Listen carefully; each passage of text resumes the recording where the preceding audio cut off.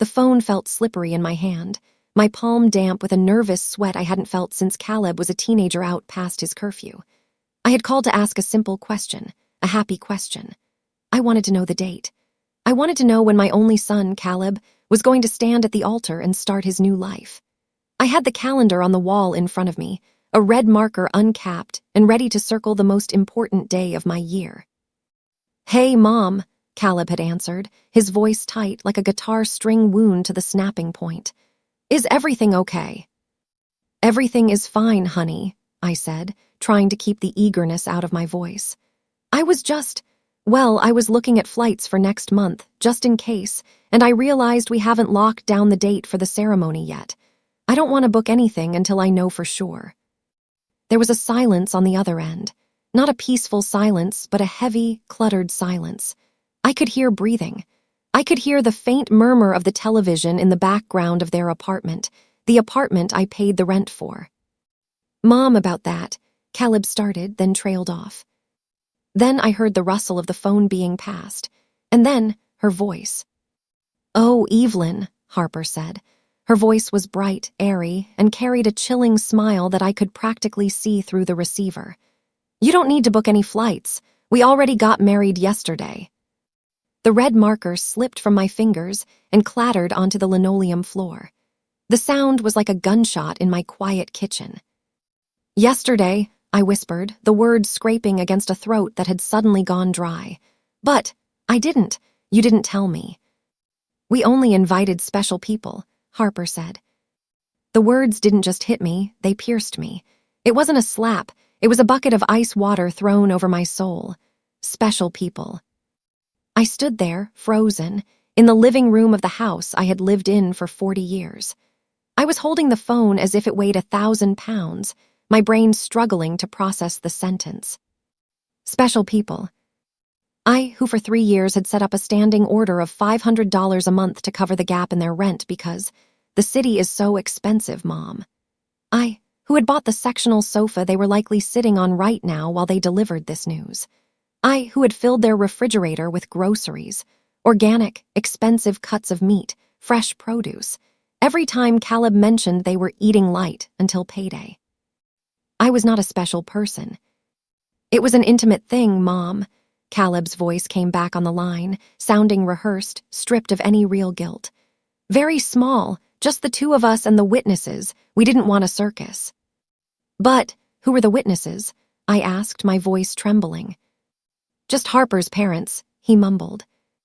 The line went dead before I could say another word. Or maybe I hung up. I don't remember. I just remember the dial tone buzzing in my ear like a swarm of angry wasps. I lowered the phone and looked around my house. It was a Saturday afternoon, and the silence was deafening. Usually on Saturdays, I would be baking something, banana bread or cookies, thinking that maybe they would stop by. They rarely did unless they needed something, but I baked anyway. I walked down the hallway, my legs feeling heavy and numb, into my bedroom. I opened the closet door. There it hung, the dress. It was a pale pink silk blend, tasteful, elegant. I had spent weeks looking for it. I had driven to 3 different malls, trying on a dozen outfits, sending photos to my sister Sylvia in Chicago asking, "Is this too much? Or does this make me look like a proud mother?" I had spent $200 on that dress. For a woman on a fixed income, a pension that wasn't exactly generous and the modest savings Arthur had left me, $200 was a fortune. It was my grocery budget for 2 weeks. It was the money I should have used to fix the leaking gutter on the back porch, but I had spent it gladly. I had imagined the photos. I had imagined standing next to Caleb, him in his tuxedo, me in my pink dress, beaming with pride. I had imagined the moment he would dance with his mother. I reached out and touched the silk. It felt cold, useless. That dress was now just a costume for a play that had been canceled, a ghost of a memory that would never happen. I sat on the edge of my bed, the mattress groaning under my weight. My mind drifted back to 3 weeks ago. I had called Sylvia, bubbling with excitement. "They're finally doing it, Syl," I had told her. "I'm going to give them $1,000 as a wedding gift. I've been putting $50 aside every week. I skipped the dentist appointment so I'd have enough." "That's wonderful, Evie," Sylvia had said, though her voice had been cautious. "Just make sure they appreciate it, okay? You do a lot for that boy." "Of course they appreciate it," I had snapped, defending him. "He's my son." I felt a tear slide down my cheek, hot and angry. I pulled my iPad from the nightstand. I didn't want to look, but I had to know. I had to see the extent of the lie. I opened social media. I didn't even have to search. It was the first thing on my feed. Harper had posted an album. "Best day of my life, just married # intimate family." I swiped through them, each photo a fresh stab wound. There they were, standing in a beautiful garden. Caleb looked handsome, though he wasn't looking at the camera in any of the shots. And Harper, she was wearing a stunning white lace gown. My breath hitched. 2 months ago, she had come to me, eyes wide and watery, saying she had found the perfect dress but was $800 short. "I want to look beautiful for your son, Evelyn," she had said, holding my hands. "But it's just out of our budget." I had written the check. I had eaten beans and rice and toast for dinner for a month to recover that $800. I had paid for the dress she was wearing in the photos of the wedding I wasn't invited to. And the guests. "Just the witnesses," Caleb had said. "Just the two of us." Lies, all lies. In the background of the photos, I saw them. Harper's parents were there, posing proudly, her father's hand on Caleb's shoulder, the spot where my husband, Arthur, should have been. Her 2 sisters were there, holding champagne flutes. Her best friend from college was there. There were at least 15 people in those photos. Toasting, laughing, celebrating. Everyone was there, except me. I shut the iPad cover with a snap and sat in the darkening room. I didn't cry. The tears stopped as quickly as they had started, replaced by a dull, throbbing ache in the center of my chest. It was the feeling of a heart breaking, yes, but it was also the feeling of a veil being lifted. For years, I had walked on eggshells. I had bitten my tongue when Harper made snide comments about my outdated decor. I had smiled when Caleb forgot my birthday, excusing him because he was so busy at work. I had been the silent provider, the safety net, the ATM with a heartbeat. I had convinced myself that this was what love looked like: sacrifice, giving until you were hollowed out. But looking at that pink dress hanging in the shadows, I realized it wasn't love. It was a transaction, and I was the only one paying. The week that followed was a blur of gray days. I went through the motions. I watered my plants, though they looked less vibrant than usual. I drank my coffee, though it tasted bitter. I didn't call Sylvia. I couldn't bear to tell her she was right. I couldn't bear the pity in her voice. Exactly 7 days after the phone call, 7 days after I became a non-special person, my phone rang again. It was sitting on the coffee table. I saw the name flashing, Harper. My first instinct, honed over decades of motherhood, was to pick it up immediately. What if something is wrong? What if Caleb is hurt? But then I remembered the photos, the champagne, the white dress. I let it ring 3 times before I picked it up. "Hello." My voice was calm, flatter than usual. "Evelyn, finally," Harper's voice came through, but it was different this time. Gone was the chilling, syrupy sweetness of the wedding announcement. Gone was the arrogant confidence of the woman who had excluded me. She sounded frantic, desperate. "Evelyn, we've been trying to call you all morning," she said, speaking fast. "We have a major problem. The landlord just called us. He's furious." I said nothing. I just listened to her panic, looking at a dust mote floating in a shaft of sunlight in my living room. "The rent is overdue," she continued, her voice rising an octave. "He says if we don't pay by tomorrow, he's going to start the eviction process. You forgot to make the transfer. The $500. It usually comes through on the 1st. She paused, waiting for my apology, waiting for me to gasp, to say, "Oh my goodness, I'm so sorry. Let me run to the bank right now." She was waiting for the who existed 8 days ago. "Are you there? Did you hear me? We could lose the apartment." Her voice trembled slightly. For the first time in years, the trembling wasn't mine. It was hers. It was the sound of someone who had built their life on a foundation they didn't own, realizing the ground was moving. I remembered the times I had rushed to Western Union in the rain because they had miscalculated their bills.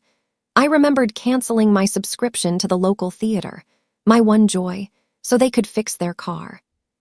"I heard you, Harper," I said. My voice surprised me. It was steady, cold, like a stone at the bottom of a river. "Well, can you send it via? We need it now." I took a deep breath.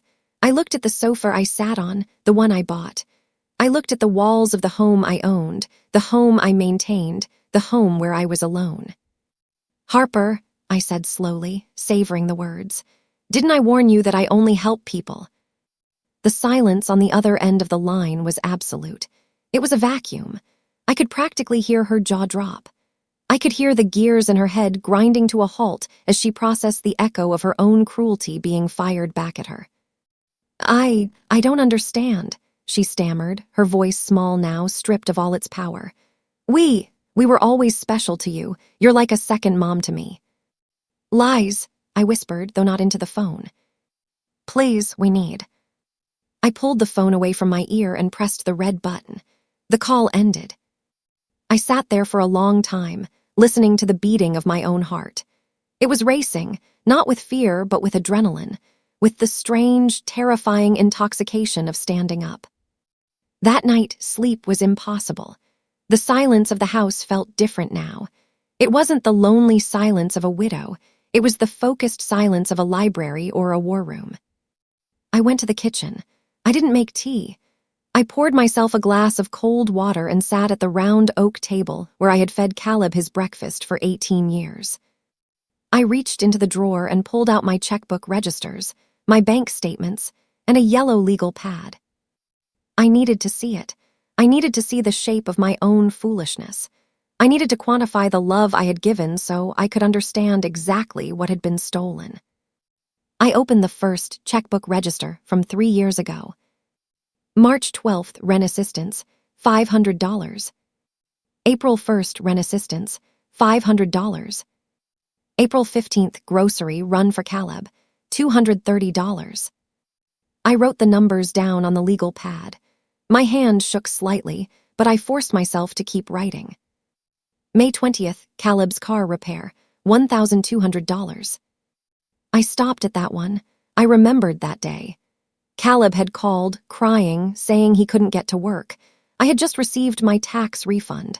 I had planned to use that money to replace my glasses. The prescription was 3 years old and I was getting headaches. I didn't buy the glasses. I fixed his transmission. I still had the headaches. I turned the page. August 4th, Harper's medical emergency, $800. Medical emergency. She had told me she needed a specialist for a migraine condition. 2 days later, I saw her on Facebook with a new designer handbag.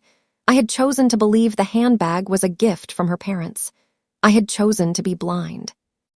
December 10th, Christmas gifts, $1,500. They had given me a scented candle.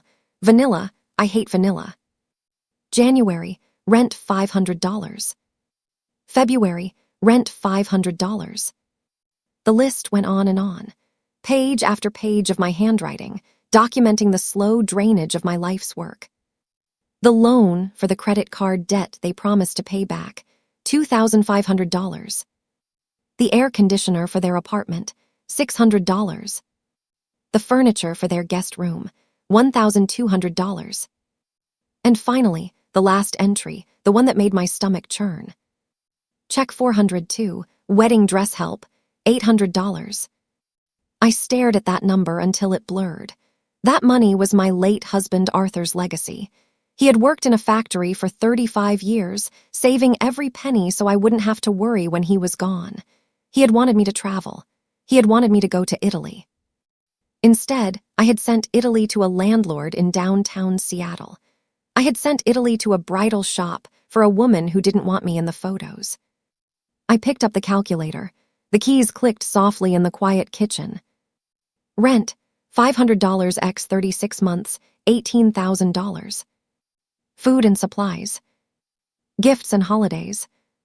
Medical and emergencies. The car, $1,200. The dress, $800. The furniture, $1,200. I hit the equals button. $33,400. I stared at the display. $33,400. That wasn't just money. That was my security. That was my dignity.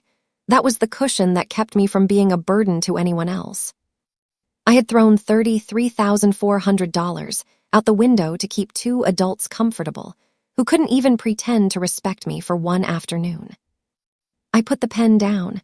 I felt a coldness settle over me, starting in my chest and spreading to my fingertips.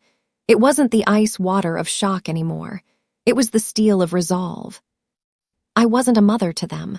I was a resource, and resources don't have feelings. Resources don't get invited to weddings. Resources are used until they are empty, and then they are discarded. But I wasn't empty, not yet. I looked at the clock. It was a.m. For the first time in years, I didn't worry about whether Caleb was sleeping okay. I didn't worry if they had enough money for groceries. I closed the checkbook. When the sun came up, piercing through the kitchen blinds, I was still sitting there. The coffee in my mug was ice cold. My phone lit up on the table. Caleb calling. Normally, my heart would have leaped. I would have snatched it up, desperate to hear his voice, desperate to smooth things over, to offer the money just to make the tension go away. I watched the screen light up. I watched the name pulse. Caleb, my son, the boy I had rocked to sleep, the man who had stood by while his wife told me I wasn't special. I took a sip of my cold coffee. I let it ring, once, twice, 3 times. The screen went black. I took a deep breath, stood up, and walked to the sink to wash my cup. The bank opened at a.m. I had a lot of work to do. In the afternoon, I did something I hadn't done in nearly a decade. I walked out my front door without a purpose. For years, every time I left the house, it was a mission. I was a logistical officer in the army of Caleb and Harper's chaotic lives.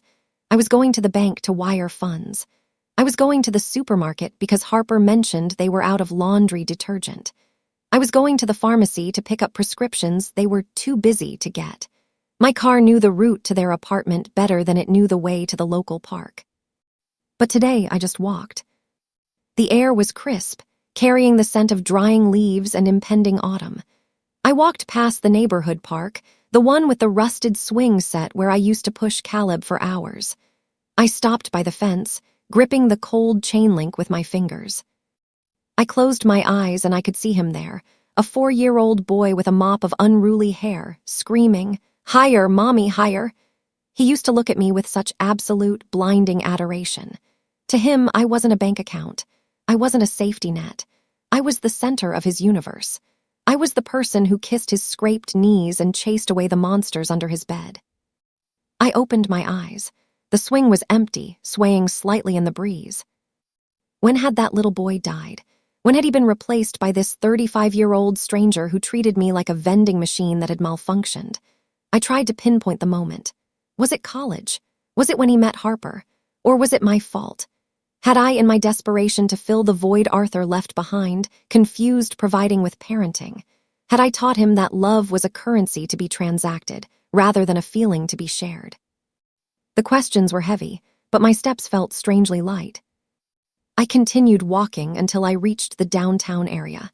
I found myself standing in front of the bank. The automatic doors slid open with a welcoming. Mr. the branch manager was sitting at his desk behind the glass partition. He was a kind man, balding, with wire-rimmed glasses that always slid down his nose. He had processed every single one of my transfers to Caleb and Harper over the last 3 years. He had watched my retirement savings dwindle, month by month, his eyes often holding a silent question he was too polite to ask. He looked up and saw me. A smile touched his lips, but it was guarded. He expected me to be there for a withdrawal. I walked straight to his office door and knocked. "Mrs. Sterling," he said, standing up and buttoning his jacket. "Good afternoon. Is everything all right? Do you need to make a transfer? I can have the teller." "No." "Mr. Patterson," I interrupted, stepping into his office and sitting in the leather chair opposite him. "I need to cancel the automatic transfers, all of them." Mr. Patterson blinked. He sat down slowly, as if afraid sudden movement might make me change my mind. "Cancel them, the rent assistance, the stipend." "Everything," I said. My voice was firm. "And I want to change my security questions. I want to put a flag on my account so that no one, absolutely no one but me, can authorize a transaction." He looked at me for a long, quiet moment. For 3 years, the transfers had been as regular as the tides. "Mrs. Sterling," he said softly, leaning forward, "I apologize if I'm overstepping, but has something happened? In my line of work, we are trained to look for signs of elder financial abuse. If you are being pressured to make changes, or if you are in trouble." I felt a lump form in my throat. This man, who knew me only as a customer number and a balance sheet, was showing more genuine concern for my well-being in 30 seconds than my son had shown in 30 months. "I'm not being pressured, Mr. Patterson," I said, meeting his eyes. "For the first time in a long time, I am finally thinking clearly. What happened is, I woke up." He nodded, a look of profound relief washing over his face. "I am very glad to hear that, Evelyn." He used my first name. It wasn't unprofessional, it was human. He began typing on his keyboard, the clicks sounding like the snapping of chains. "I'll take care of this immediately. We will lock it all down." While he worked, my purse began to vibrate. It was a violent, insistent buzzing against my hip. I pulled out my phone. "Caleb. Caleb. Harper. Caleb." It was relentless. It was as if they had a sixth sense, a psychic radar that alerted them the moment their lifeline was being severed. They could probably feel the disturbance in the atmosphere as Mr. Patterson hit the delete key on their monthly income. Normally, that buzzing would have sent me into a panic. Why are they calling so much? Is it an emergency? But today, I knew the emergency. The emergency was that the ATM was out of order. I looked at the screen one last time. Harper had just sent a text. "Evelyn, pick up. We know you're up to something. The landlord just emailed." I pressed the power button on the side of the phone and held it down. A prompt appeared, "Slide to power off." I slid my finger across the glass. The screen went black. The buzzing stopped. In the silence of Mr. Patterson's office, I felt a physical weight lift off my shoulders. It was a sensation of lightness so profound I almost felt dizzy. "All done," Mr. Patterson said, handing me a receipt. "Your accounts are secure. No one touches a dime without your fingerprint and a photo ID." "Thank you," I said, tucking the paper into my purse like a treaty of independence. "You have no idea what this means to me." "I think I do," he said gently. "Take care of yourself, Evelyn."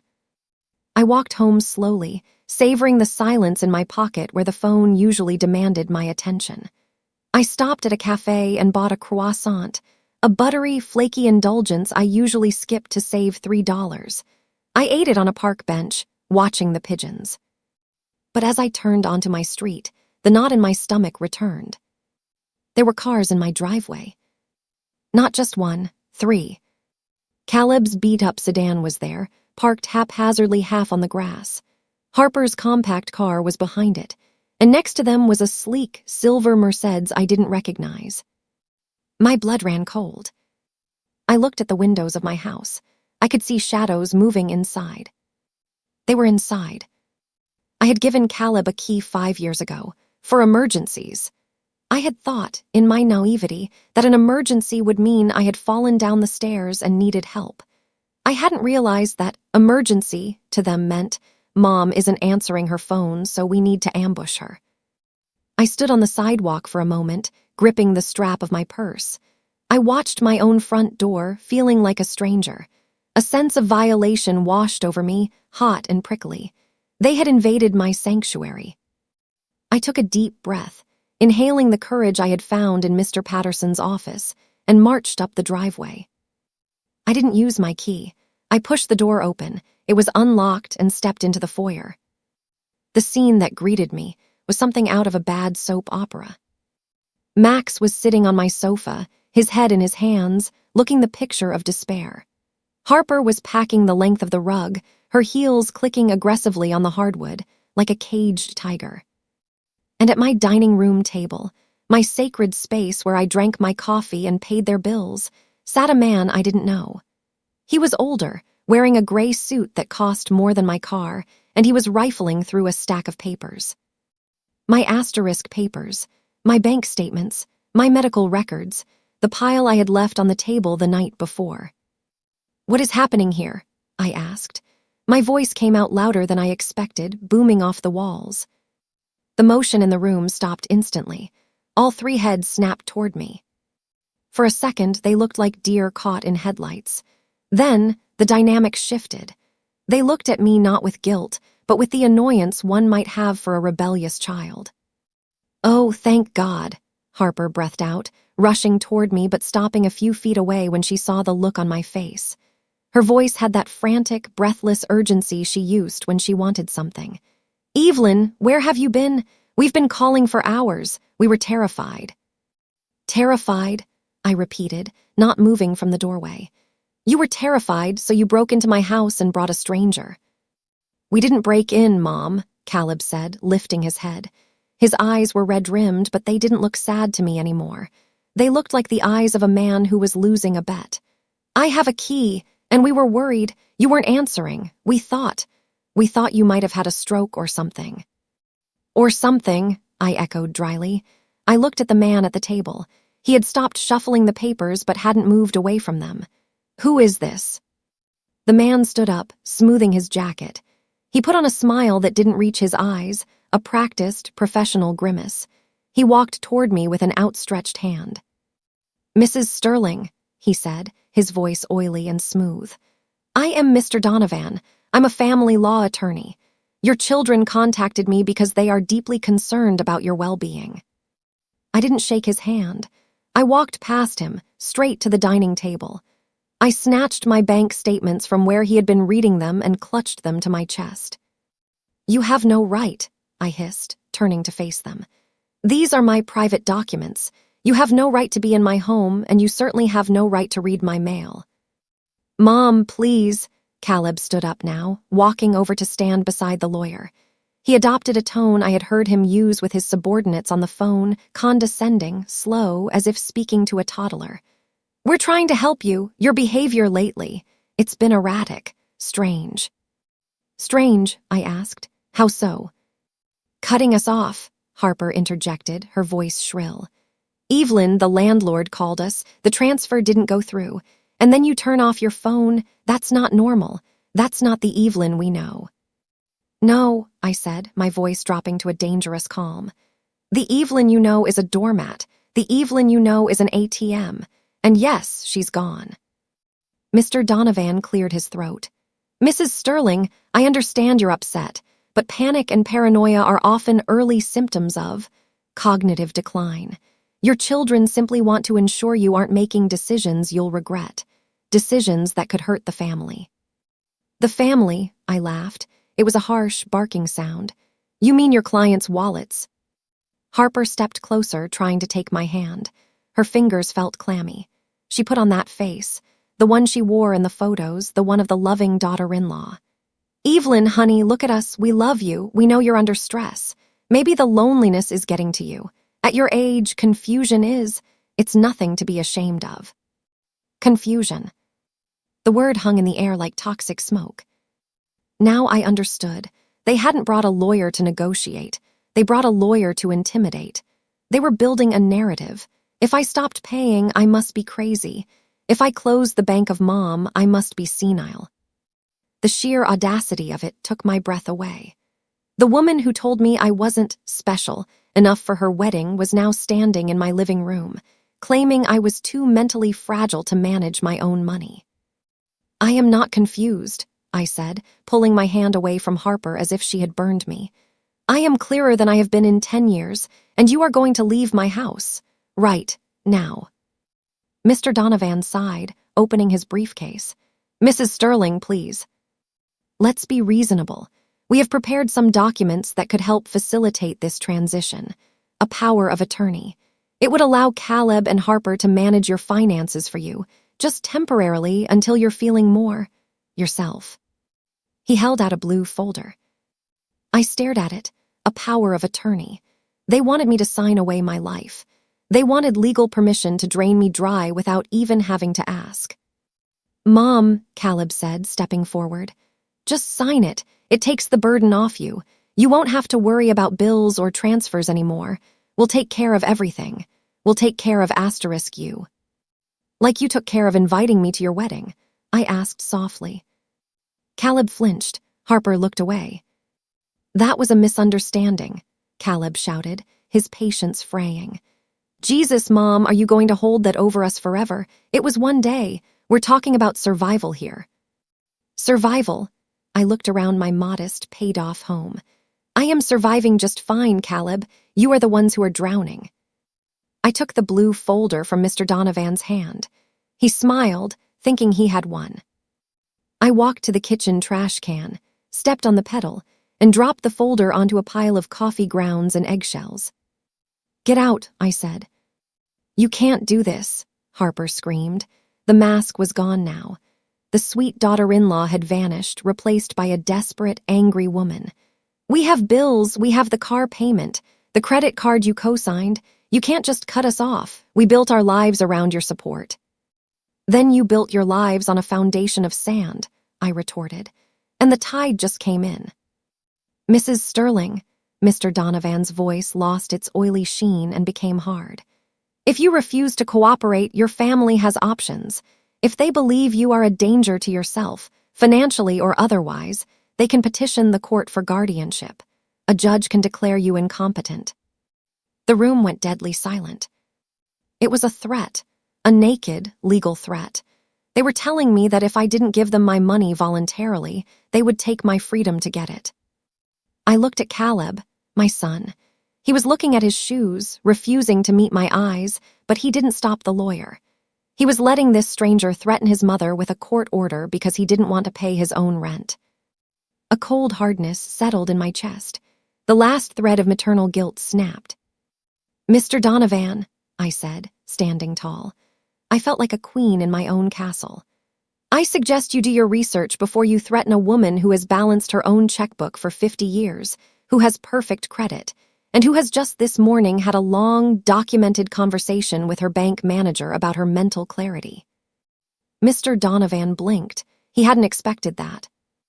And as for you too, I looked at Caleb and Harper. Get out.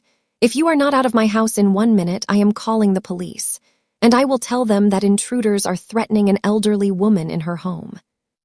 Mom, Caleb started, his voice cracking. Time is ticking, Caleb. Harper grabbed her purse. Let's go, Caleb. She's obviously having an episode. We'll let the courts handle this. Everything you have will be ours one day anyway. Harper spat the words out as she reached the door. We're just trying to speed up the process so nothing gets wasted. There it was, the ugly, naked truth. To them, I was already dead. I was just an obstacle between them and their inheritance. It didn't matter if I had 20 years left or 20 minutes. To them, I was just a malfunctioning ATM that was taking too long to dispense the cash. Out, I shouted, pointing at the door. They scrambled out, Mr. Donovan following them with a scowl. Caleb paused at the threshold. He turned back to me. His face was twisted in a mixture of anger and fear. You think you're winning, Mom? He sneered. This is going to end badly for you. You push us away and you're going to end up alone. No one is going to be there to take care of you when you get sick. You're going to rot in this house alone. The door slammed shut, vibrating the pictures on the wall. I stood in the center of the living room, trembling. My heart was hammering against my ribs like a trapped bird. The silence rushed back in, filling the space where their shouting had been. Alone. His threat echoed in my ears. You're going to end up alone. I walked to the window and watched them get into their cars. I saw them arguing in the driveway, gesturing wildly. I saw the lawyer shaking his head. I wrapped my arms around myself. Yes, I was alone. There was no husband to hold me, no son to check on me, no daughter-in-law to bring me tea. But as I looked around my quiet, clean living room, my papers safe, my bank account locked, my dignity intact, I realized something profound. I had been alone when I was paying their rent. I had been alone when I bought that pink dress. I had been alone when I sat by the phone waiting for a call that never came. I had been alone in a crowded room of people who only saw me as a wallet. Now, at least, the company was better. I locked the deadbolt. The click was the most satisfying sound I had ever heard. I was alone, and for the first time in years, I was free. That night, I slept for 3 hours. It wasn't the tossing and turning of anxiety. It was the light, alert sleep of a soldier in a trench waiting for dawn. When the sun finally painted the sky a bruised purple, I was already dressed, my coffee brewed strong and black. The confrontation in my living room had changed everything. They had threatened me. My own flesh and blood had stood on my hardwood floors and threatened to strip me of my rights because I refused to be their victim any longer. If they wanted a legal battle, I would give them a war. But wars aren't won with emotion, they are won with logistics. My first stop was at 8:00 a.m. sharp. The office of Mr. Bennett was a world away from the flashy, cheap suit energy of Mr. Donovan. Located in a brick building that had stood since the turn of the century, it smelled of old paper, leather polish, and quiet competence. I had used Mr. Bennett years ago to handle Arthur's will. He was a man who spoke softly because he knew his words carried weight.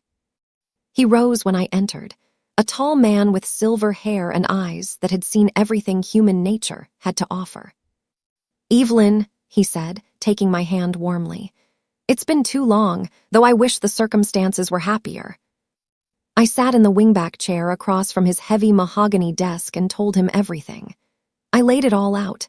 The secret wedding, the special people comment, the $33,400 calculation, the confrontation yesterday, the threat of guardianship, the attempt to force a power of attorney.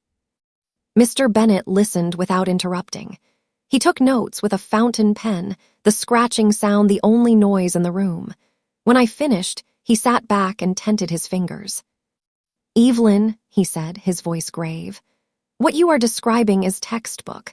We call it elder financial abuse, and in this state it is a crime. But the threat they made, the guardianship petition, is a common tactic used by abusers when their supply is cut off. It's the nuclear option." Hearing a professional validate my reality was like oxygen to a drowning woman. So, I'm not crazy. They made me feel. They kept saying I was confused. "Gaslighting," Mr. Bennett said firmly. "It's a psychological manipulation technique. They create chaos and then blame you for reacting to it. The fact that they brought a lawyer to your home to pressure you into signing legal documents without your own representation, that borders on predatory." He opened a file. "We are going to do 3 things today. First, we are going to revoke any previous permissions or wills that might give them leverage. Second, we are going to draft a preemptive declaration of competence, supported by your medical records, which I will request. And third, I am going to send a cease and desist letter to Mr. Donovan." "Will that stop them?" I asked. "It will slow them down," Mr. Bennett admitted. "But people who feel entitled to money that isn't theirs rarely stop until they hit a wall. We are going to build that wall brick by brick." We spent 2 hours reviewing my assets. Mr. Bennett whistled low when he saw the ledger I had created of the money I had given them. $33,000, he murmured. "Evelyn, with this money, you could have taken that trip to Europe Arthur always wanted for you. Instead, you financed a lifestyle for 2 adults who couldn't even offer you a plate of food at their wedding." "I know," I said, the shame burning my cheeks. "Don't be ashamed," he corrected me gently. "Generosity is a virtue, exploiting it is a sin. You did nothing wrong, but now the bank is closed." I left his office feeling lighter, armed with a stack of business cards, and the knowledge that I had a shark of my own swimming in these waters now. My next stop was Henderson's Hardware. I had been coming here for 40 years. Mr. Henderson, a man with calloused hands and a heart of gold, had helped Arthur fix our roof in '98. He had mixed the paint for Caleb's nursery. The bell above the door jingled as I walked in, inhaling the familiar scent of sawdust and oil. "Mrs. Sterling," Mr. Henderson called out from behind the counter. He was gray now, moving a bit slower, but his smile was the same. "What brings you in? Another project for the kids. I got that grout Caleb needed for his bathroom tile." The question stung. Even the town knew I was their handyman, their financier. "No, Mr. Henderson," I said, walking up to the counter. "This isn't for Caleb, it's for me.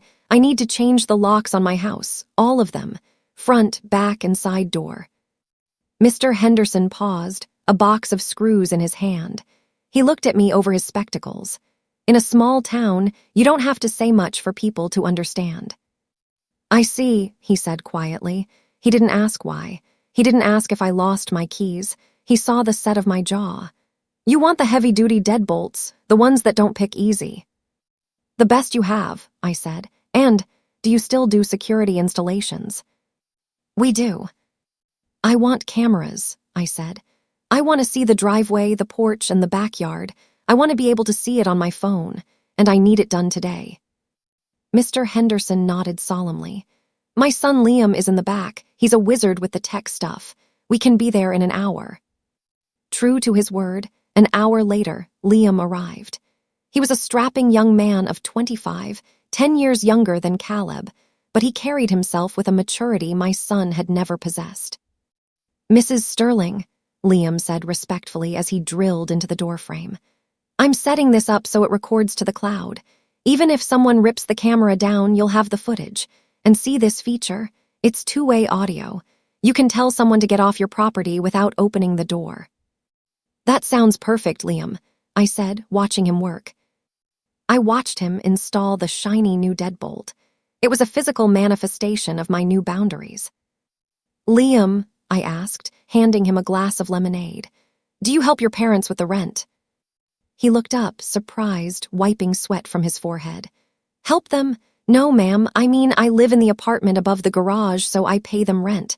$600 a month. It's only fair. They raised me, they don't owe me a free ride." I felt a pang of grief so sharp it almost doubled me over. Here was a young man who understood honor. Why hadn't my son? "You're a good man, Liam," I said softly.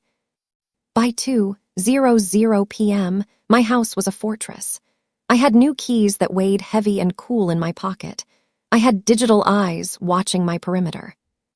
I sat in my kitchen, the silence of the house feeling less lonely and more secure.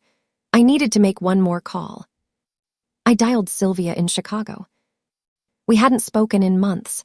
Our relationship had strained over the years, mostly because Sylvia was critical of Caleb, and I, like a fool, would defend him. She would ask, "Why didn't he call you on your birthday?" And I would invent excuses. "Oh, he's so busy with the promotion." I was tired of inventing excuses. "Evie," Sylvia answered on the second ring, "is everything okay?" "No, Sil," I said, my voice breaking for the first time that day. You were right about everything." I told her about the wedding, about the special people, about the lawsuit threat. Sylvia listened in silence. I expected an "I told you so." I expected a lecture. Instead, when I finished, she sighed, a long, sad sound. "Oh, my sweet sister, I am so sorry." "Why didn't you push harder?" I asked, wiping my eyes. "Why didn't you shake me and tell me I was being an idiot?" "Because you're a mother, Evie," Sylvia said gently. "And mothers have a blind spot the size of a continent when it comes to their sons. If I had pushed, you would have cut me off. I didn't want to lose you, too." She paused. "Can I tell you something honest? Something that might hurt?" "I think I've reached my quota for pain, but go ahead," I said. "I noticed it years ago," Sylvia said. "At the Christmas party in 2018. Do you remember? You gave them that check for the down payment on their car. Caleb hugged you, but he didn't look at you. He looked at the check, and then he looked at Harper and winked." My stomach dropped.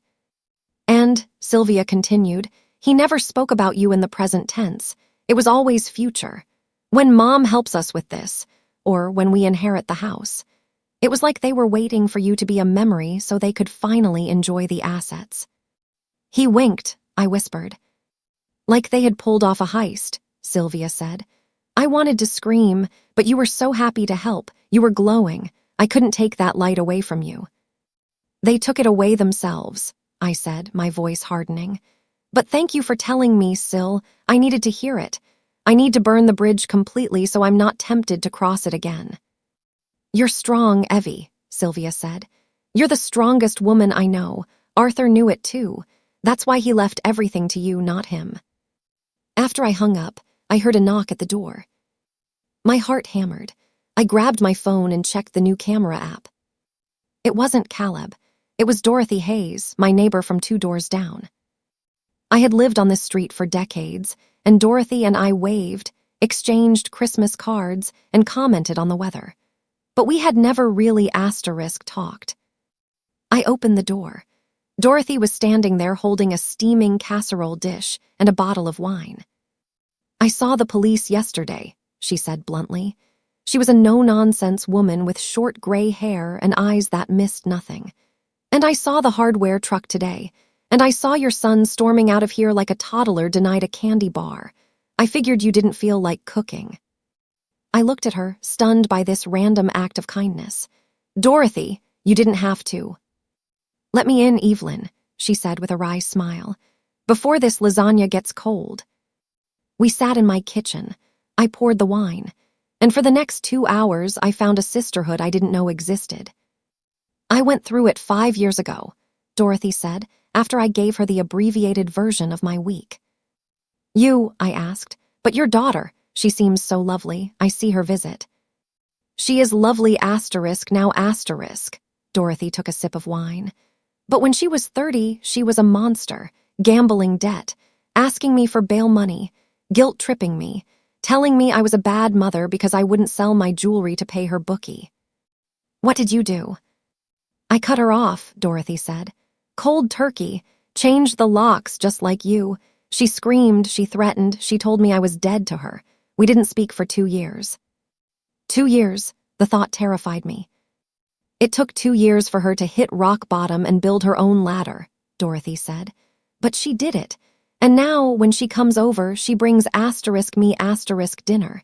She respects me because I forced her to. Do you think Caleb will come back? I asked.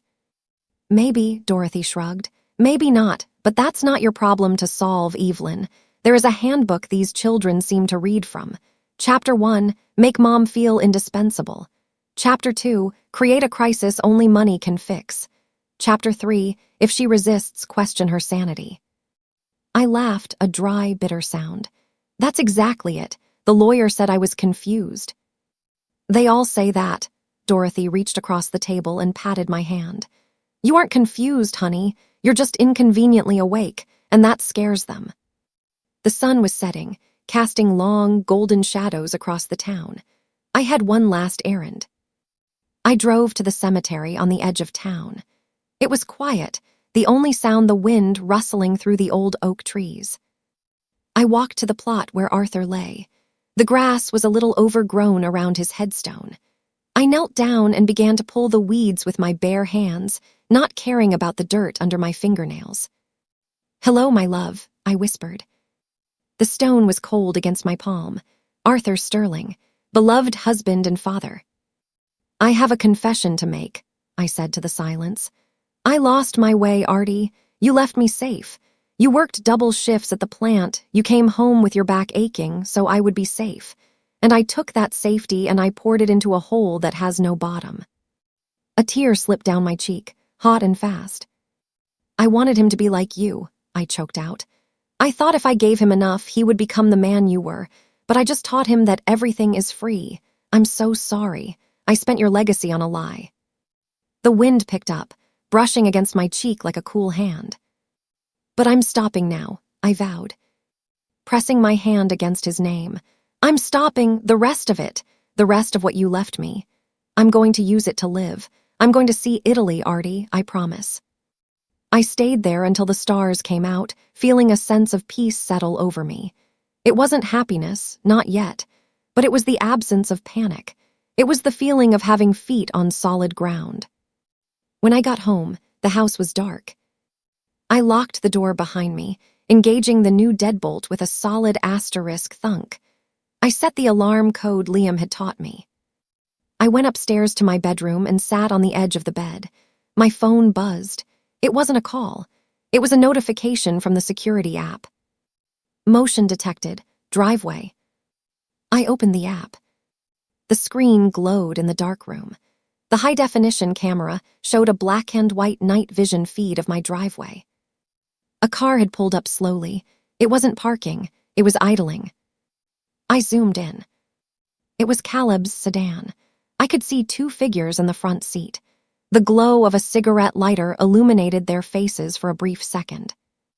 Caleb and Harper. They were sitting there, staring at the house, staring at the dark windows. They looked like predators circling a campsite where the fire had died down. They weren't leaving. They were watching, calculating. I watched them on the screen, safe behind my locked doors and digital walls. "Go ahead and look," I whispered to the screen. "There's nothing for you here anymore." After 10 minutes, the car backed out and drove away slowly, disappearing into the night. Mr. Bennett was right. They weren't done. The cease and desist letter hadn't scared them off. It had only made them quieter. The siege had begun, but this time the castle was ready. The days following the installation of the security cameras were a strange mix of peace and paranoia. My phone was silent, blissfully, beautifully silent, because I had blocked their numbers. But the silence felt heavy, like the air before a thunderstorm. I checked my security app more often than I cared to admit, watching the empty driveway, waiting for the other shoe to drop. It dropped on a Tuesday morning, not with a bang, but with a buzz from an unknown number. I was in the kitchen, repotting an orchid that I had neglected for months. When the phone rang, the screen displayed a local area code, but no name. I wiped the soil from my hands and picked it up, assuming it might be the pharmacy or Mr. Bennett's office. "Hello, this is Evelyn." "Evelyn, oh, thank God you picked up." My stomach clenched. It was Harper. She was calling from a different number, probably a friend's phone or a burner. Her voice didn't have the screeching, entitled tone of our last encounter. Instead, it was dipped in honey, soft and trembling, the voice of a wounded bird. "Please don't hang up," she rushed on before I could react. "Please, we just want to talk like civilized adults. Caleb is beside himself. He hasn't slept in 2 days." I held the phone away from my ear for a second, looking at it with distaste. "Harper," I said, my voice steady, "I have nothing to say to you. You were told to communicate through Mr. Bennett." "Lawyers make everything so ugly, Evelyn," she pleaded. "We're family. Family fixes things over dinner, not in court. Look, I know we messed up. The wedding. It was a mistake. A huge, stupid mistake. We were stressed. We weren't thinking. We want to make it up to you." "Make it up to me?" I asked. "Yes, we want to have a special dinner, just the 3 of us. We can come over to your house. We can cook. Remember how much you used to love my lasagna? We can just sit down, drink some wine, and be a family again. We miss you, Evelyn. We really do." For a split second, a very small, foolish part of my heart wanted to believe her.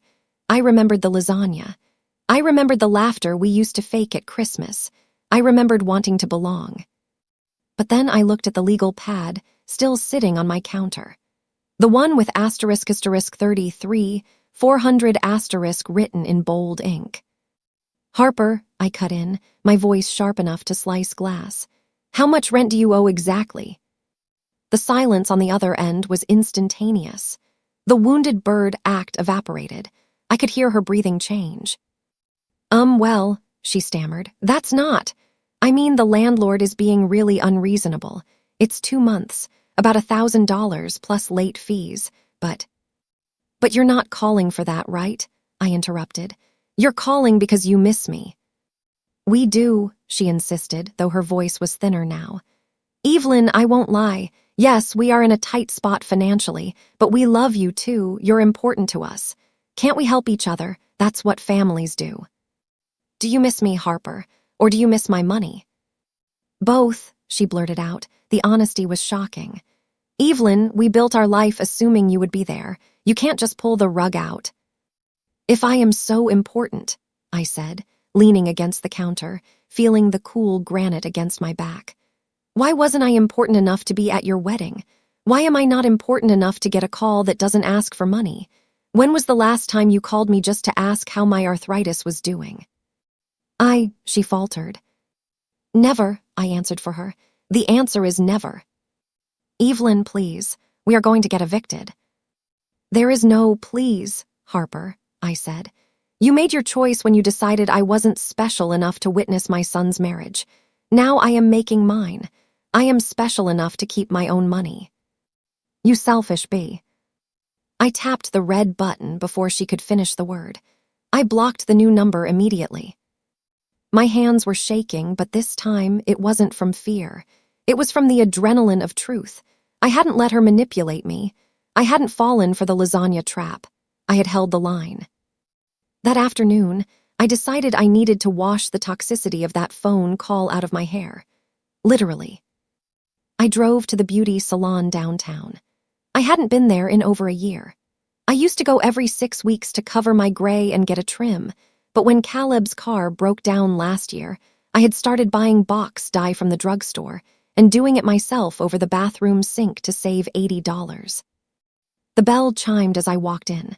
The air smelled of expensive shampoo, hairspray, and lavender. It smelled like luxury. Mrs. Sterling, Roxanne, the owner, spun her chair around. Her face lit up. Oh my goodness, I thought you moved away. We haven't seen you in ages. I didn't move, Roxanne, I said, smiling genuinely. I just forgot myself for a while. Well, get in this chair, she commanded, patting the leather seat. What are we doing today? The usual. No, I said, looking at myself in the brightly lit mirror. I saw the tired eyes, the uneven home-cut bangs. I want the works, color, cut, deep conditioning treatment. And do you have time for a manicure? For you, I'll make time, Roxanne winked. For the next 3 hours, I was touched with care. Warm water cascaded over my scalp as Roxanne massaged my head. The scent of coconut and almond oil filled my nose. I sat under the dryer with a magazine, reading about celebrity gossip instead of worrying about eviction notices. I watched Roxanne paint my nails a deep, defiant red. You seem different, Mrs. Sterling, Roxanne said as she applied the top coat. You seem lighter. I lost about 350 pounds of dead weight recently, I said. Roxanne laughed. Diet. Something like that, I smiled. When I went to pay, the total was $180. A month ago, that number would have given me a panic attack. I would have thought, $180, that's half of Caleb's grocery bill. Today, I handed over my credit card without a flinch. I had spent $33,400 on people who treated me like garbage. Spending $180 on myself felt like the most responsible financial decision I had ever made. You look beautiful, Evelyn, Roxanne said. More than that, you look free. I am Roxanne. I finally learned to say no. The high of the salon lasted exactly until I turned onto my street. As I approached my house, I saw them. The blockade. There were 3 cars parked in front of my house again, blocking the driveway. Caleb's sedan, Harper's car, and a large truck I didn't recognize. There were people on my lawn. Caleb was packing near the front porch. Harper was sitting on the steps, crying dramatically. And 2 men, big men, friends of Caleb's I vaguely recognized from high school, were standing near the door, smoking cigarettes. My heart hammered against my ribs.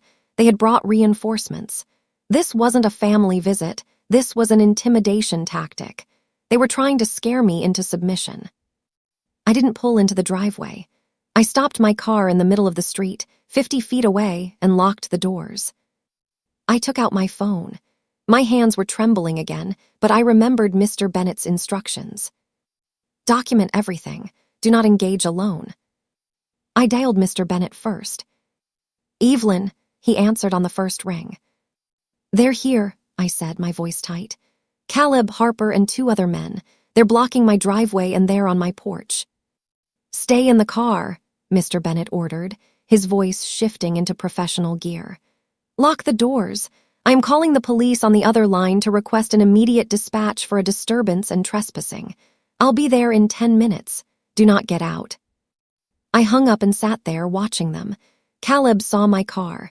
He started walking toward me, his face twisted in anger. He waved his arms, shouting something I couldn't hear through the glass. I checked the doors, locked. He reached the car and pounded on the driver's side window. Bam, bam, bam. "Mom, open the door, this is ridiculous," he screamed, his voice muffled. "We need to talk, you can't just hide from us." I looked straight ahead, refusing to make eye contact. I focused on the steering wheel, on my newly painted red nails gripping the leather. I am safe. I am safe. "You owe us," Harper was screaming from the lawn now. "You promised to help with the car, you co-signed." Minutes felt like hours. Caleb was kicking the tire of my car now. Then I saw the flashing lights. 2 police cruisers turned the corner, silent but blindingly bright.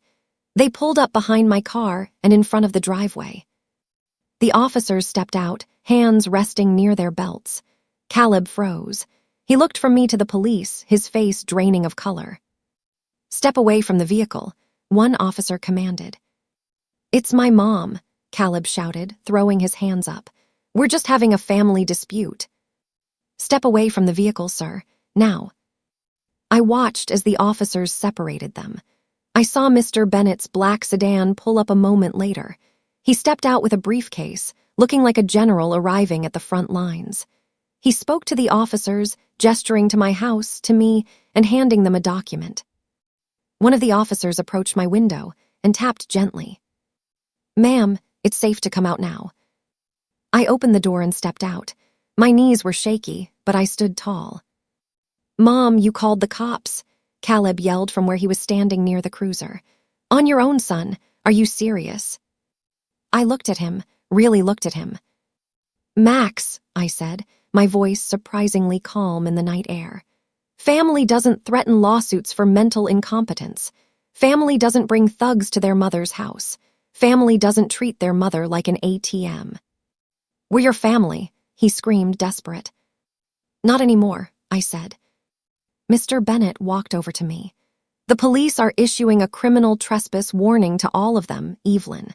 If they step foot on this property again, they will be arrested immediately. And based on this incident, the blocking of the driveway, the intimidation, I have enough to get a temporary restraining order signed by a judge tonight." I watched as the police escorted them to their cars.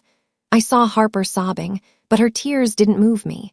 They looked like the tears of a child who had been told playtime was over. As they drove away, defeated, I felt a strange hollowness. It wasn't triumph. It was the tragic relief of amputation, losing a limb to save the body.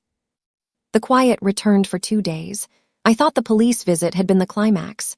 I was wrong. On Friday morning, I was having breakfast, toast and fresh fruit, enjoying the sunlight streaming into my kitchen. The doorbell rang. I checked the camera app. It wasn't Caleb. It was a woman I didn't recognize. She was dressed in a sensible beige suit, holding a clipboard. She looked official. She didn't look angry, she looked concerned. I opened the door, leaving the chain lock on. "Yes." "Good morning, Mrs. Evelyn Sterling," she asked. "Yes." "I am Mrs. Carson. I'm a social worker with Adult Protective Services." She held up an ID badge. "We received a report that you may be in an at-risk situation, and I need to conduct a wellness check." My blood ran cold. The toast turned to ash in my mouth. They had done it. They had escalated from private lawyers to the state. They had called the government on me. "A report?" I asked, keeping my voice steady. "From whom?" "I can't disclose the source, ma'am, but the report alleges that you are exhibiting signs of severe paranoia, that you have cut off contact with family due to confusion, and that you may be hoarding resources and refusing medical care." The cleverness of it made me nauseous. Paranoia, because I installed cameras, hoarding resources, because I stopped giving them money, refusing medical care, because I wouldn't see their quack doctor. They had taken my acts of self-defense and painted them as symptoms of dementia. "Can I come in, Mrs. Sterling?" Mrs. Carson asked gently. "If everything is fine, it will just take a few minutes." I knew the trap. If I refused, I looked uncooperative and paranoid. If I let her in, she would twist everything she saw to fit their narrative. "Mrs. Carson," I said, "I would like to call my lawyer before answering any questions." She frowned slightly. "Ma'am, this isn't a criminal investigation. It's a wellness check. You don't need a lawyer for a chat." "The report was filed by people who are currently threatening to sue me for guardianship," I said clearly. "So yes, I do need a lawyer. You can wait on the porch, or you can come back when he is here." I closed the door and called Mr. Bennett. "I'm on my way," he said, his voice grim. "Do not say a word until I get there." 20 minutes later, Mr. Bennett arrived. He walked past Mrs. Carson on the porch, shook her hand curtly, and then I let them both in. We sat in the living room. Mrs. Carson had her pen poised over her form. "Mrs. Sterling," she began, "the report states that you have undergone a drastic personality change recently, that you are spending money erratically and have become hostile to your children." Mr. Bennett opened his briefcase. He didn't say a word. He pulled out a thick file folder and slammed it onto the coffee table. "Mrs. Carson," Mr. Bennett said, "before you interview my client, I would like you to look at this." "What is this?" she asked. "This," Mr. Bennett said, "is a ledger of financial abuse. This documents $33,400 that was extracted from this woman's retirement accounts over the last 3 years by the very people who filed that report." Mrs. Carson picked up the papers. Her eyes widened as she scanned the rows. "And here," Mr. Bennett continued, sliding another paper across, "is the police report from Tuesday night, where the concerned family members were trespassed from this property for intimidation and harassment." Mrs. Carson looked from the papers to me. I was sitting straight, hands folded in my lap, looking her in the eye. "Mrs. Sterling," she asked, her tone shifting from authoritative to curious, "can you explain why you stopped the financial support?" "Because I realized they were using me," I said simply. "Because I realized that to them, I wasn't a mother. I was a bank account. I stopped the money because I wanted to be treated like a person." "But they claim you are confused, that you forgot to pay their rent." "I didn't forget," I said. "I chose not to. Mrs. Carson, is it normal for a 35-year-old man to be unable to pay his own rent without his 72-year-old mother's help?" Mrs. Carson paused. She looked at my clean house. She looked at my clear eyes. She looked at the manicured red nails. "No," she admitted softly, "it is not." "I manage my own finances," I continued. "I pay my bills on time. I drive my own car. I have a social life. I take vitamins, not antipsychotics. The only confusion here is my son's confusion about whose money belongs to whom." Mrs. Carson closed her folder. She didn't write anything else down. "Mrs. Sterling," she said, standing up, "based on my observation and the documentation provided by your attorney, I see absolutely no indication of self-neglect or incapacity. In fact, you seem to be handling a very difficult situation with remarkable clarity." "Thank you," I said. "I will be closing this case as unfounded," she said. "I apologize for the intrusion." When she left, I slumped back onto the sofa, exhaling a breath I felt I had been holding for an hour. "We won," I whispered. Mr. Bennett didn't smile. He was packing his papers back into his briefcase with slow, deliberate movements. "We won this skirmish, Evelyn," he said seriously. "But Mrs. Carson closing the case doesn't stop them. It just forces their hand." "What do you mean?" "They are desperate," he said. "They played the wellness check card, hoping the state would do their dirty work for them. Now that the state has said you are sane, they have only one option left if they want your money." "What?" "They are going to sue you," Mr. Bennett said, looking me in the eye. "They are going to file a formal petition in family court to have you declared incompetent. They are going to try to strip you of your rights in front of a judge." I felt the cold return. They wouldn't go that far. It's public. It's shameful. "Greed has no shame, Evelyn," Mr. Bennett said. "Be ready. The real war is about to start." The month of calm that followed the social worker's visit was a lie.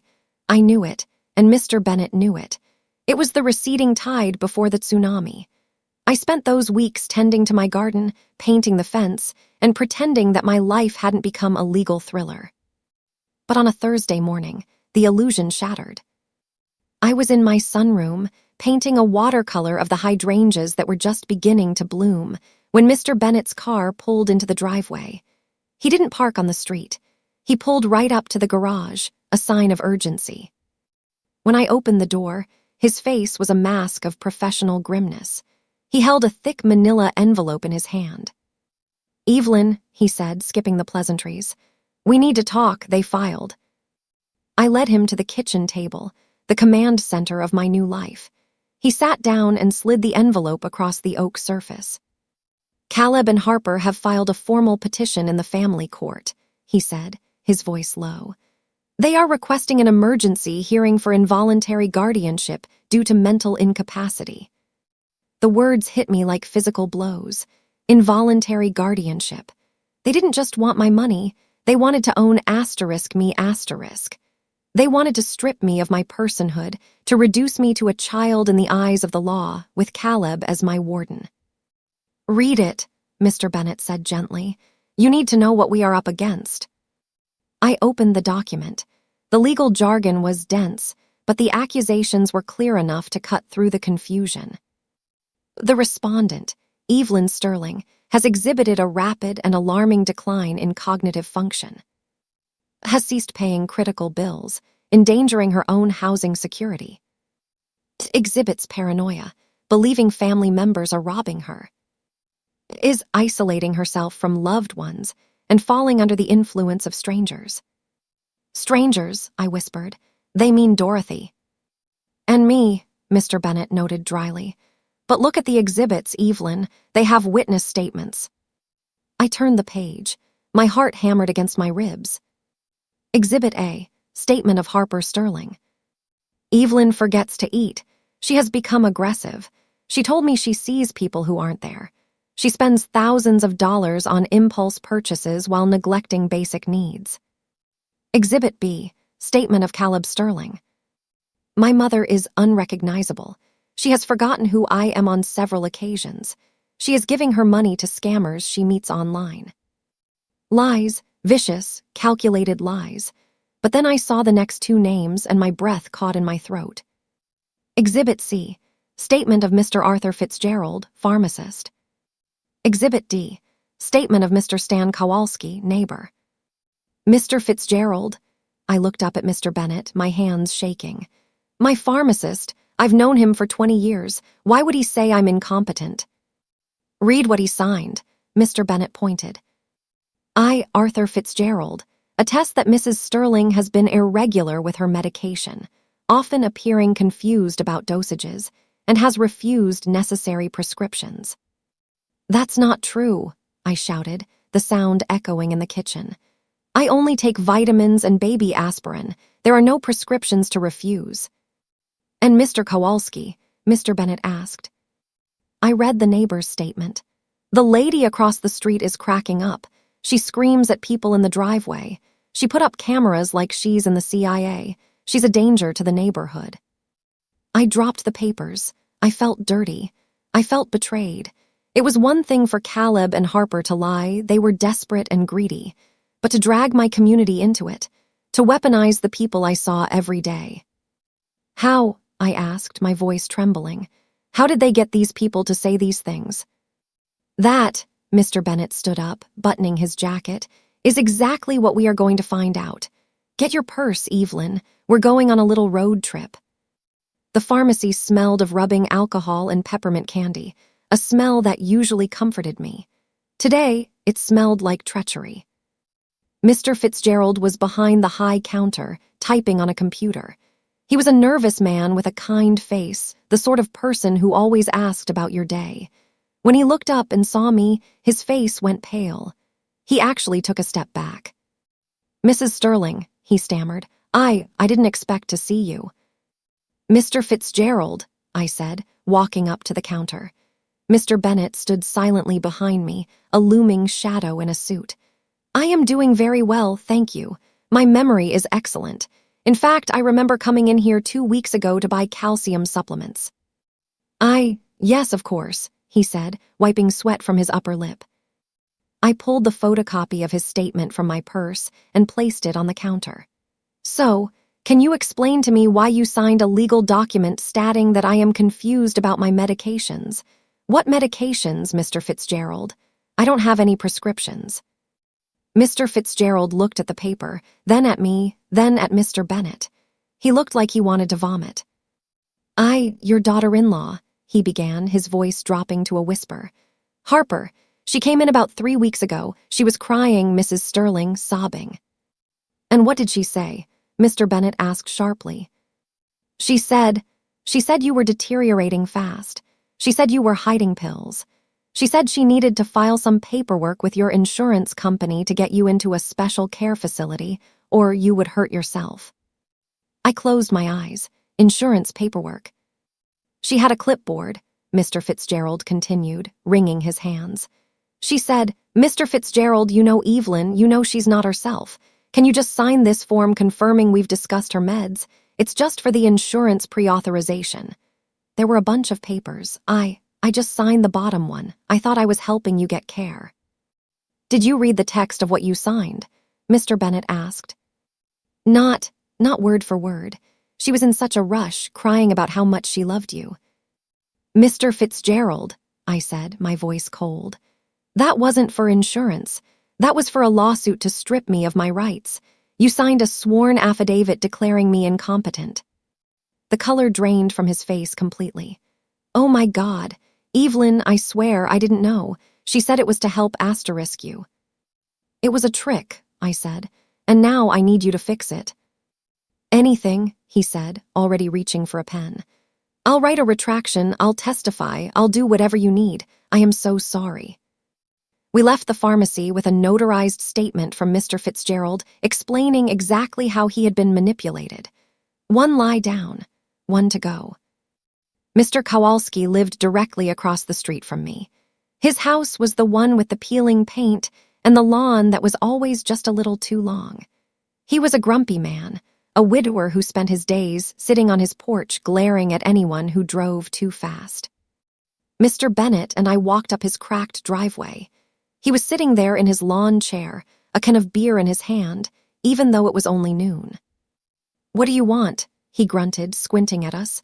I ain't buying nothing. Mr. Kowalski, Mr. Bennet said. I am Mrs. Sterling's attorney. We have a copy of a statement you provided to Caleb Sterling regarding my client. Kowalski snorted. Yeah, so what? I told the truth. She's gone loony. I stepped forward. Stan, why would you say that? We've been neighbors for 30 years. I bring you cookies at Christmas. And now you got cameras pointed at my house, he shouted, pointing a shaking finger at my new security system. You got police cars showing up at night, screaming matches in the driveway. I got peace and quiet to maintain, Evelyn. Your boy, Caleb, he came over here and told me everything. What did he tell you? I asked. He told me you were off your meds, said you were getting paranoid. Said the cameras were because you thought the government was spying on you. He apologized for the noise and asked me to sign a paper so they could get you some help and quiet the neighborhood down. He took a swig of his beer. I just want the noise to stop. If you're cracking up, you belong in a home, not making a racket on my street. I looked at this bitter, lonely man. Caleb hadn't tricked him with tears like he did with the pharmacist. He had weaponized Mr. Kowalski's annoyance. He had fed into his prejudice against crazy old ladies. Mr. Kowalski, Mr. Bennet said firmly, the police were there because Caleb and his wife were trespassing. The cameras are there because they threatened Mrs. Sterling. The racket is them, not her. Don't care whose fault it is, grumbled. Just want it gone. Well, I said, drawing myself up. If you testify in court that I am crazy based on your annoyance, Mr. Here will cross-examine you about how much beer you drink before noon, and how much of your observation is actually just you peering through your blinds. Narrowed his eyes. He looked at Mr. Expensive Suit. He looked at my defiant face. I ain't going to court, he muttered, looking away. I signed the paper to get the kid off my porch. I ain't dragging myself downtown. Good, Mister said. Then we will consider your statement withdrawn. Have a nice day. As we walked away, I realized something.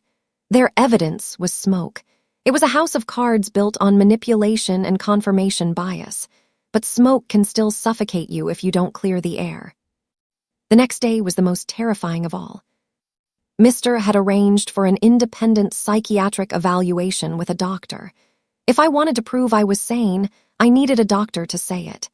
But deep down, a seed of fear had been planted. What if they are right? Gaslighting is insidious. It makes you question your own reality. I had forgotten where I put my keys yesterday. Was that dementia? I had forgotten the name of an actor in a movie. Was that the decline? Doctor office was sterile. White walls, white noise machine, beige chairs. She was a woman in her 40s with sharp, intelligent eyes and a no-nonsense demeanor. Mrs. Sterling, she said, ushering me in. Mister has explained the legal situation, but today I am not interested in the law. I am interested in your mind. I'm going to administer a series of cognitive tests. Some will seem simple. Some will be frustrating. Just do your best. For 2 hours, she grilled me. Count backwards from 100 by sevens. 100, 93, 86, 79. I recited, my palms sweating. I'm going to say 3 words. Apple, table, penny, remember them. 10 minutes later, what were the 3 words? Apple, table, penny, I said instantly. She showed me pictures of shapes and asked me to draw them from memory.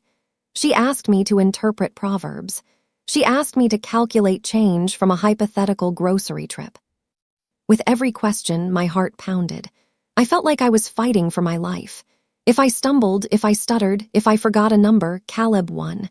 If I failed, I became a ward of the state. The pressure was crushing.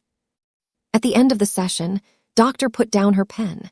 She sat back in her chair and looked at me for a long, silent minute. I held my breath. Here it comes, the diagnosis. Mrs. Sterling, she said finally, why do you think you are here? Because my son says I'm crazy, I whispered. Your son, Doctor said, leaning forward, is lying. I blinked. Excuse me. I have scored your tests, she said, tapping the papers. You scored a 29 out of 30 on the mini-mental state examination. The average for your age group is 24. Your recall is in the 90th percentile. Your logic and reasoning skills are sharp. You are not only competent, you are functioning at a higher cognitive level than many people 20 years younger than you. The relief hit me so hard I almost sobbed. I covered my mouth with my hand. You are under extreme stress, Doctor continued gently. That can cause anxiety, sleeplessness, and distraction, but that is not dementia. That is a normal human reaction to being hunted by your own family. She signed a document with a flourish. I will be submitting this to the court, and I will be happy to testify. It is rare I get to see a brain this healthy being accused of being broken. I walked out of that office feeling 10 feet tall. 2 nights before the trial, organized a war council at her house. It was me and her 3 friends from the garden club, a retired school teacher with bright red glasses, Susan, a quiet widow who baked ferocious lemon bars, and the oldest of the group at 80 who walked with a cane but had a tongue like a whip. We sat in living room, drinking wine and eating cheese, but the mood wasn't festive, it was determined. We're all coming, said, refilling my glass. We're going to pack the courtroom. The judge needs to see that you aren't isolated. But it's humiliating, I confessed, staring at my wine. To have everyone know my son is doing this. Honey, you listen to me, said, thumping her cane on the floor. It's not your shame, it's his. She leaned forward. My grandson tried this on me 5 years ago, said I was too old to manage my portfolio, tried to put me in a home so he could sell my house and buy a boat. What happened? I asked. I wrote him out of the will and donated his inheritance to a cat shelter, grinned, revealing a gold tooth. He still sends me angry letters. I burn them in the fireplace. My daughter stole my jewelry, Susan whispered. To pay for her boyfriend's truck, I had to press charges. It broke my heart, but I realized She didn't love me. She loved what I could give her. That's the thing, said, putting an arm around my shoulder. We are your family now. Blood makes you related. Loyalty makes you family. And that boy of yours, he forfeited his seat at the table. I looked around the room at these women with wrinkles, with scars, with stories of betrayal and survival. They were a phalanx of grandmothers, a battalion of survivors. Thank you, I said, my voice thick with emotion. I don't know what I would do without you. You'd be fine, said, but it's easier with backup. The night before the trial, the house was quiet. I didn't turn on the TV. I didn't read. I went into the spare bedroom, the one that used to be Caleb's. It was still painted blue. There were still trophies on the shelf from Little League baseball. There was a photo of us from his high school graduation, me beaming, him looking young and hopeful. I took the photo frame off the shelf. I looked at the boy in the picture. I loved him. God help me, I loved him. I remembered the weight of his small head on my shoulder. I remembered the smell of his hair after a bath. I remembered him making me a macaroni necklace for Mother's Day. But that boy was gone. He had been consumed by the man who was suing me. The man who stood in my driveway and smoked cigarettes while plotting my demise. I was grieving. I wasn't grieving the loss of the lawsuit. I knew I would win. I was grieving the death of hope. I had held onto a tiny, secret hope that he would wake up, that he would come to my door, apologize, and be my son again. But you don't sue someone you love. You don't try to erase someone you respect. Goodbye, Caleb, I whispered to the photo. I opened the bottom drawer of the dresser, the junk drawer where old cables and manuals went to die. I placed the photo face down inside. I slid the drawer shut. It was a funeral for the living. I went back to my room. I laid out my clothes for the morning, my black suit, the one I wore to funerals and important meetings, my pearls, my red lipstick. I wasn't dressing for court. I was dressing for war. When I woke up the next morning, the sun was bright and harsh. I showered, scrubbing my skin until it was pink. I put on the suit. It fit perfectly. I stood in front of the full-length mirror. I didn't see a frail old woman. I didn't see a victim. I saw Sterling. I saw a woman who had survived the death of her husband, the betrayal of her son, and the loneliness of the night. I applied the red lipstick like war paint. Ready, I told my reflection. I walked downstairs, my heels clicking on the hardwood floor, ready to face the son who wanted to bury me, and prove to the world that I was very much alive. The family court building smelled of floor wax, stale coffee, and the specific, damp anxiety of broken relationships. I walked through the metal detectors at AM, my heels clicking a steady rhythm on the terrazzo floor. I wasn't alone. To my left was Mr., carrying a briefcase that looked like it contained the nuclear codes. To my right was, wearing a navy blazer and a look that could curdle milk. And behind us, like a phalanx of grandmothers, came Susan and from the garden club. They took up the entire first row of the public gallery, a silent jury of peers armed with reading glasses and crossed arms. I saw them immediately. Caleb and Harper were sitting at the plaintiff's table. Caleb was wearing a suit that was slightly too tight across the shoulders, likely bought for a job interview he never got. He was fidgeting, shredding a styrofoam cup with his thumbs. Harper was dressed entirely in black, looking somber and tragic.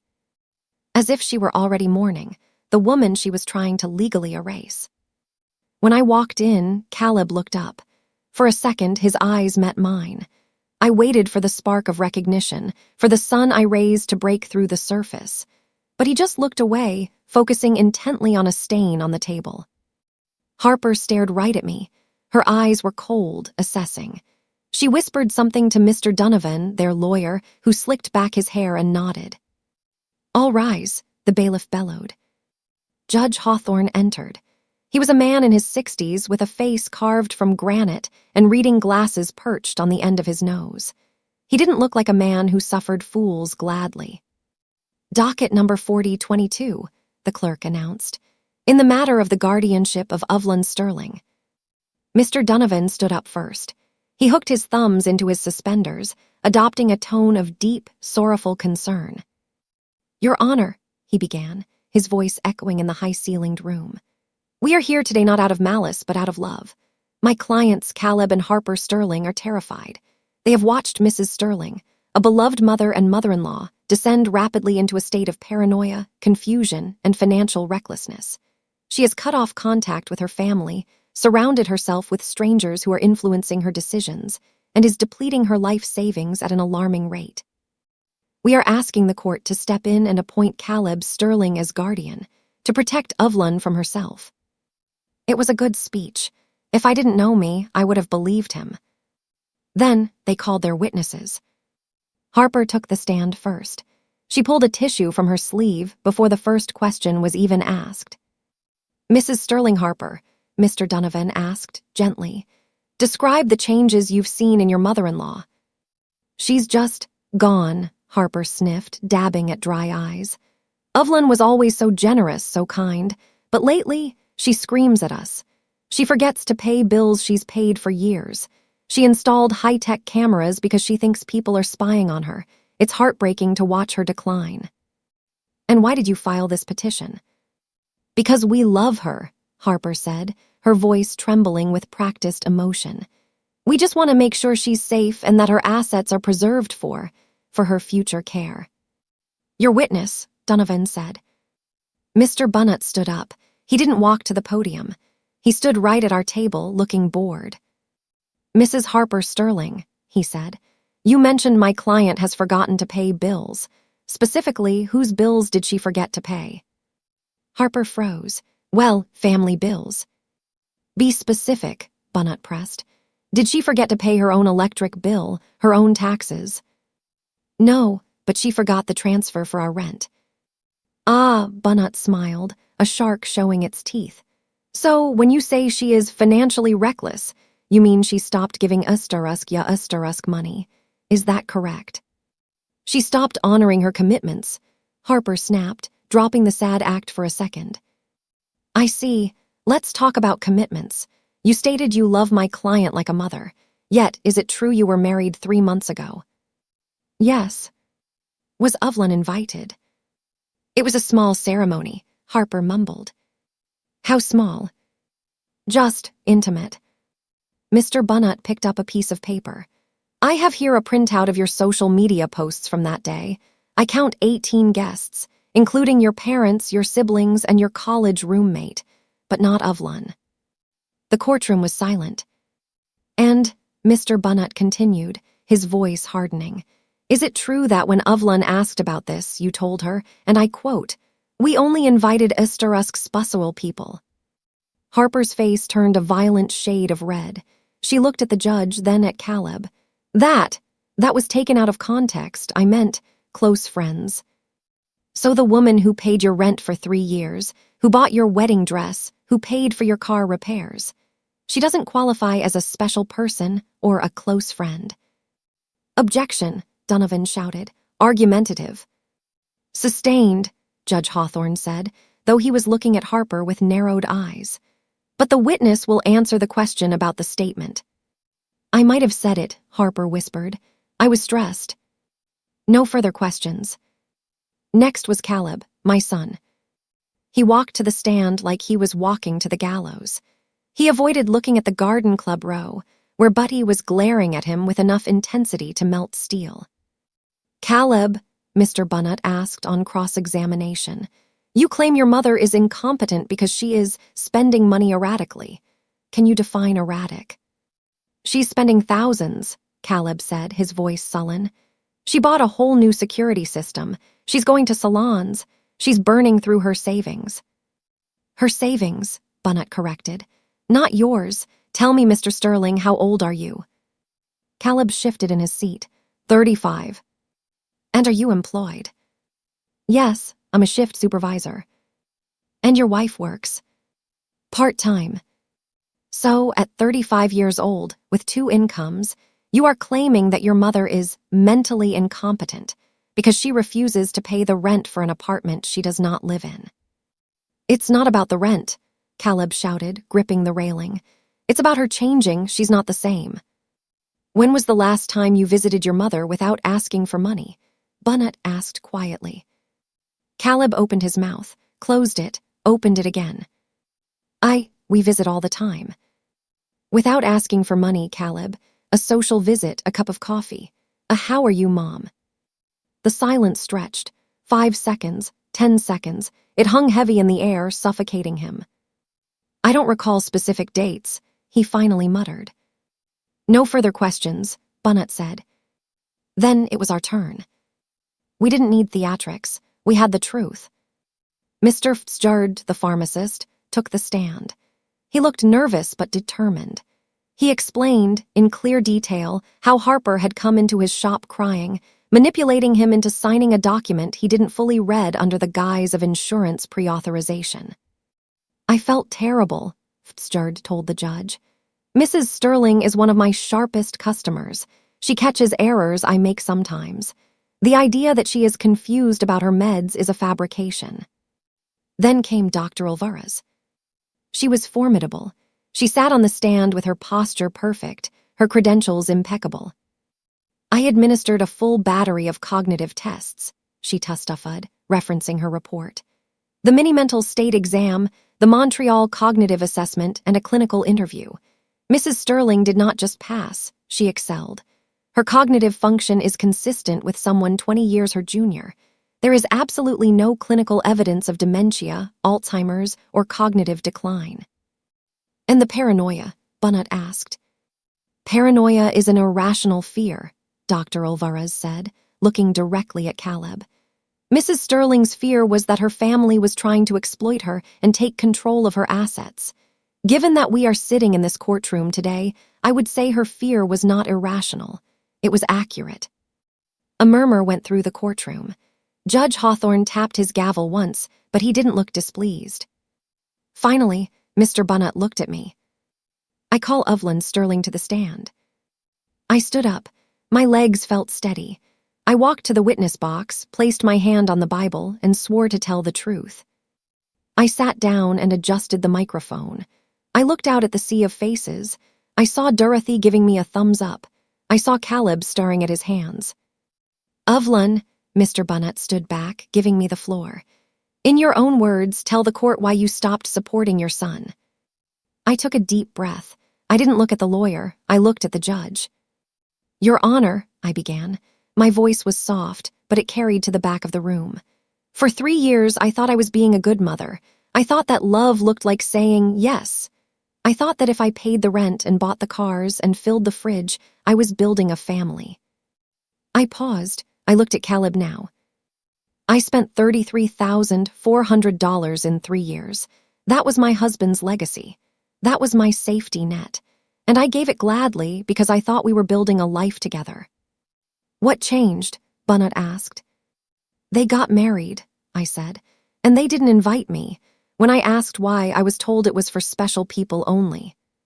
Caleb flinched, as if I had slapped him. That was the moment I woke up, I continued. I realized that I wasn't a mother to them. I wasn't a friend. I was a commercial transaction. I was a resource. My money was welcome at the wedding, but I was not. I leaned forward, speaking directly to my son now.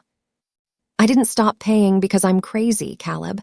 I stopped paying because I finally respect myself enough to demand that love be free. I am not confused. I am heartbroken. There is a difference. The courtroom was deadly silent. You could hear the hum of the air conditioning.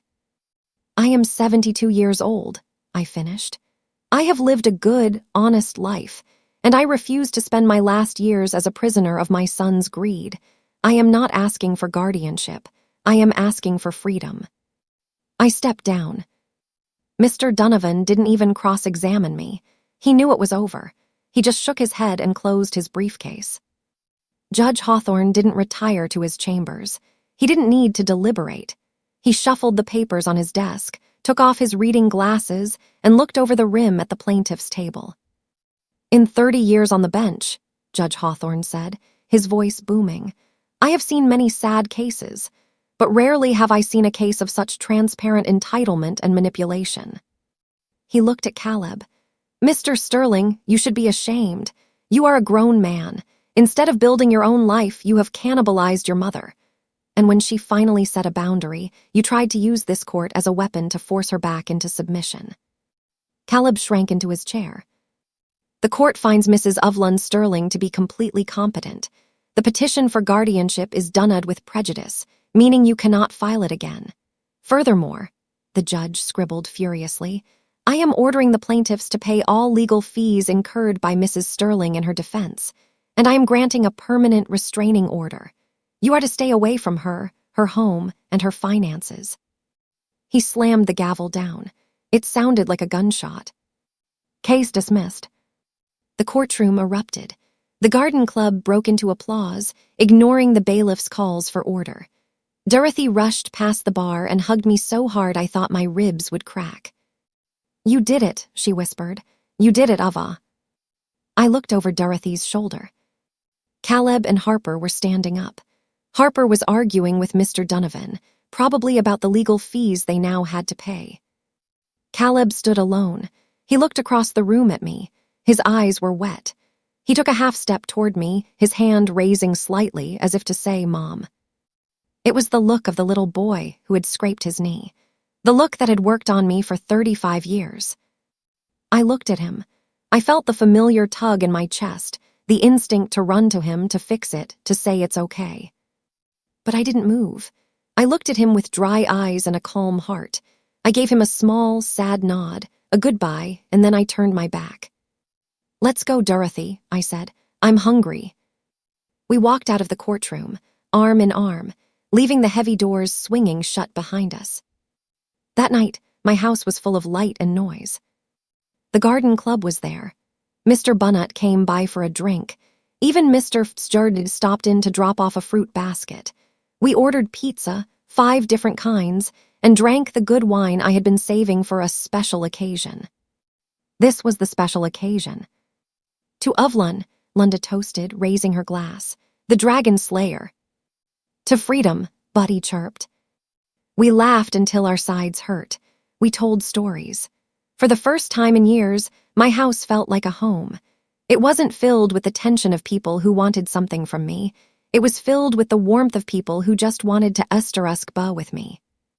Late that night, after everyone had left and the last dish was washed, I walked out onto my back porch. The air was cool. The security cameras blinked their reassuring red lights in the darkness, watching over my kingdom. I looked up at the stars. They seemed brighter tonight, sharper. I was alone. Technically, legally, I was alone. But I didn't feel lonely. I felt expansive. I felt like the world had opened up. I had my money. I had my mind. I had my friends. And most importantly, I had myself back. Epilogue, 1 year later. The for sale sign came down from the front lawn on a Tuesday. I didn't need the big house anymore. I didn't need the empty bedrooms that echoed with memories of a child who no longer existed. I sold it to a young couple with a baby on the way. I left them the swing set in the backyard. I moved into a beautiful 2-bedroom condo downtown, closer to the library and the coffee shops. It has a balcony that overlooks the river.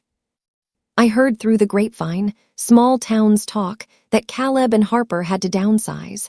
They moved into a studio apartment on the bad side of town. Harper got a job as a receptionist.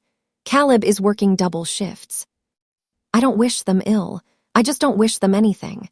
They are strangers now, characters in a book I finished reading. I used the money from the house sale and the savings I protected. I finally took Arthur's trip. I went to Italy. I ate gelato in Rome. I rode a gondola in Venice. I sat in a cafe in Florence and wrote postcards to Dorothy and Salva. Tonight, I am sitting on my balcony in my new condo. I have a glass of wine in my hand and a canvas on the easel in front of me. The city lights are twinkling below. I spent 70 years trying to be what everyone else needed me to be. A wife, a mother, a provider, a safety net. Now, at 73, I am finally just Ovlun. I look at the stars and raise my glass to the moon. True love never has a price tag. And freedom is the only thing worth spending everything on.